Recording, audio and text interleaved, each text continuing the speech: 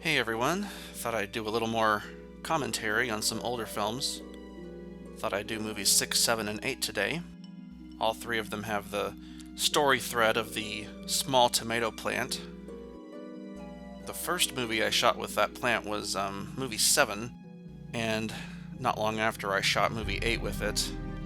As it started to wilt and die though, I thought it might be good to get one more scene with it, and I also thought it might be kind of cute to have a little origin story at least be implied with another scene in order to explain why it looks worse in its first appearance than in its subsequent appearances. I have Rachel cast a magic spell on it that's supposed to make it stronger, and you could also presume that it gathered nutrients from eating her later. I also like stories that subvert the expectations of either the characters or the audience, and so I thought it might be fitting if this plant was brought to life as part of a revenge plot that turns on its master. Story twists like that are always satisfying to me. As with many actresses in these first stretch of films, Rachel was a college student and moved away shortly after. Had that happen a lot with the first group of girls. Also, I don't feel like I do a very good job of writing dialogue, so I tend not to have my characters speak that much. Also, some of my actresses are not the greatest at delivering lines, and having an actress deliver lines clunkily just really takes me out of the experience, and so I minimize that in my own films. Some actresses are decent at delivering lines though, so occasionally I'll have movies where they speak. So that's why I went with almost silent movie-esque dialogue cards.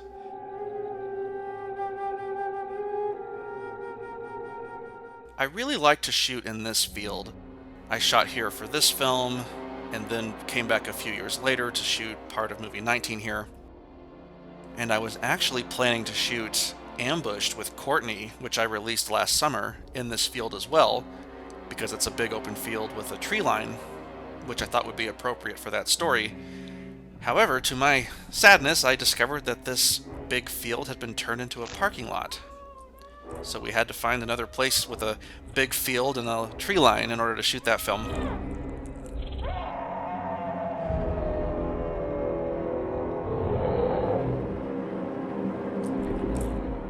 I'm glad I got to shoot this with Rachel, though. I think she's really attractive, and her legs are bomb, frankly.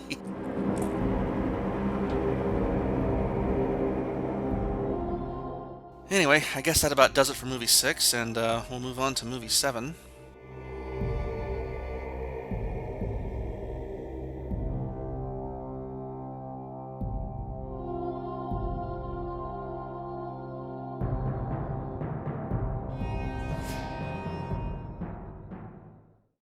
And here we are at the house, spooky and empty at night, and the first appearance of Celestia, one of my favorites to work with, and I don't think I'd be wrong in assuming one of the fans' favorite actresses. This sort of follows what I was saying a minute ago about subverting expectations of the character, where she's just helping herself to this poor little plant's tomatoes, and the plant finally seeks revenge. I'm recording these tracks over the Redux versions instead of the originals. The original films, aside from being too short when it came to the eating sequences, which was something I heard quite a few complaints about, I also feel like that the clearest resolution and ideal frame rates didn't come through. The originals were a bit lower res and a bit blurry. Although I swear I exported the original files as HD and they've since been converted to SD on YouTube, but whatever. I decided to redux a handful of the older movies just to address some of those concerns. Another reason I wanted to re-edit some of these films is because when I was editing them the first time around, I sort of had this hard stance against cutting on music cues, where like if there's a beat or a sting that's in the music, I would deliberately not cut there because I felt like that was too cliche and predictable. But watching it now, it is annoying to me when the movie does not cut with the music, and so a lot of my newer stuff does, and I've gone back and recut some of the older films so that they align with the music tracks a little better. That was one of my lame ways of being a rebel back then, but I don't really care about that now. I like for it to have a flow and almost a dance to it.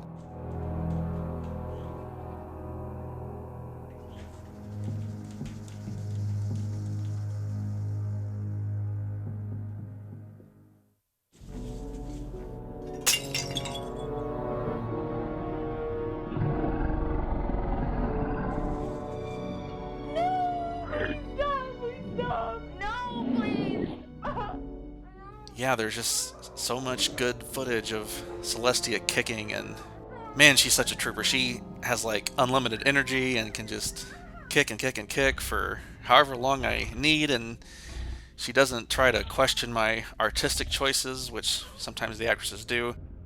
I just think she's fabulous, and I'm glad I got to work with her a few more times. And yes, this film also features the table with the hole cut through it, which I also had modified specifically for this film. I really wanted to see Celestia's legs up in the air instead of being dragged horizontally across the floor. As I mentioned in my documentary last year, I was in a pretty bad financial situation, and I had to break a lease and move somewhere where the rent was cheaper, and I had to get rid of a lot of possessions in order to fit in my new space, and the table was one of the things I sadly had to sacrifice. Maybe I'll have another one made someday, but I don't know. I just haven't felt like going through the trouble.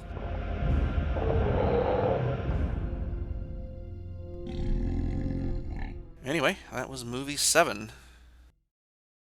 And lastly, here we are at movie 8, which is one of my very favorites. I think I still like 9 and maybe a couple of others a little better than this one now, but this one sort of symbolized a victory of sorts. Personally, I really was a big fan of Kim and her artistic expressiveness, and I just was like dumbfounded that she didn't want to work with me the first time I asked her. And so being able to come back later and shoot with her in the end was very gratifying.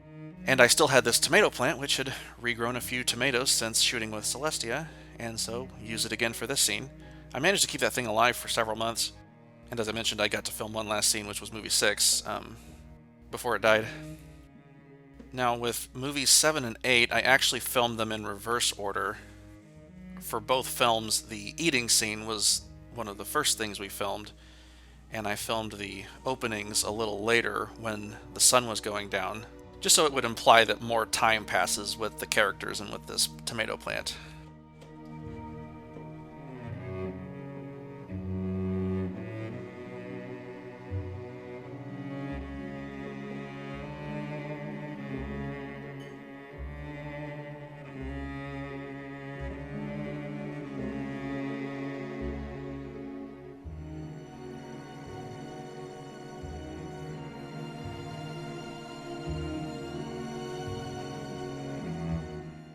I don't have a whole lot else to say about this film other than the personal satisfaction I got from working with Kim that I've already talked about quite a bit.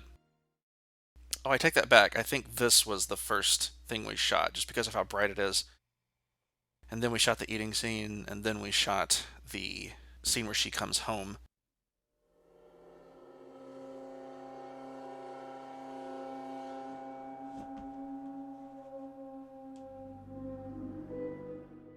Yeah, I think she had some good, scared expressions here. And it was her idea to put up a bigger fight with the plant, which she does a little later on. And I was happy to include more of that in the Redux cut. I don't think I used it in the original.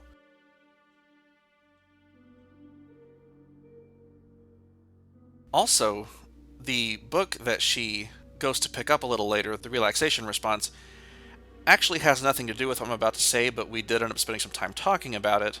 We talked at length about how some creatures, when they know they're being overwhelmed by a predator and know they're about to get eaten, just sort of freeze and relax and let it happen.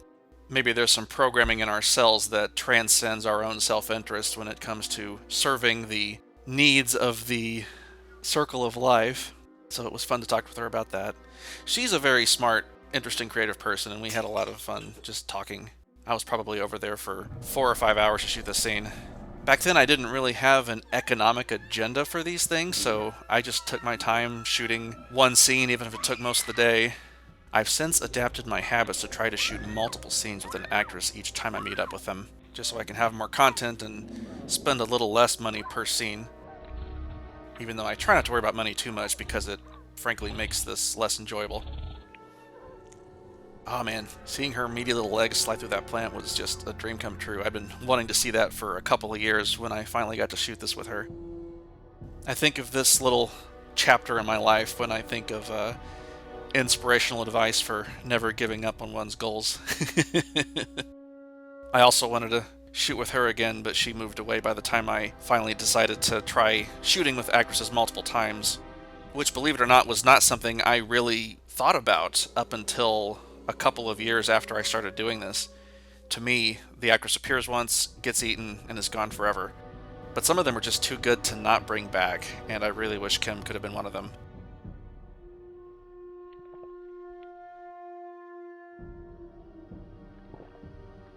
Anyway, hope you found that interesting, and that'll do for today. I'll do some more of these another time. Have a good one.